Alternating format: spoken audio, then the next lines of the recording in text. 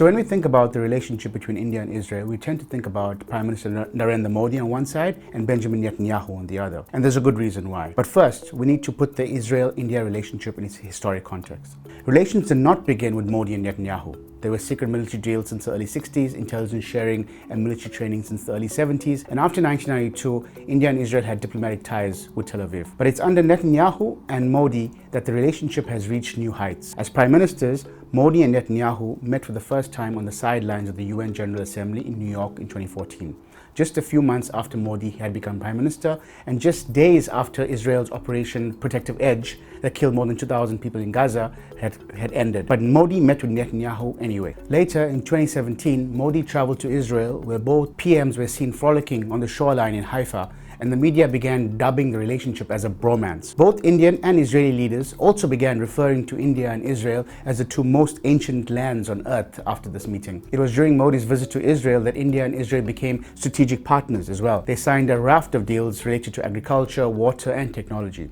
According to the New York Times, it is suspected that Modi purchased Pegasus spyware during this visit to Israel. A year later, in 2018, Modi rolled out the red carpet for Netanyahu when he visited Delhi, and the two leaders signed a raft of MOUs on cybersecurity, energy production, space technology, and film production, amongst other deals. Just to give you an indication of the changes that took place after these visits, trade in 2014 was 4.5 billion between the two countries. It rose to 5.4 billion by 2018. But most notably, India and Israel's military ties expanded during this time, and Indian purchases of Israeli arms rose by 175% between 2015 and 2019. Why did this relationship between Modi and Netanyahu develop so smoothly? Well, Modi is a lifelong member of the RSS, a right-wing Hindu paramilitary organization in India, and part of their agenda for the past 100 years has been to turn India into a Hindu Rashtra or Hindu state, in which Hindus would have more privileges than others. So when Modi looked at Israel, he saw a strong militaristic state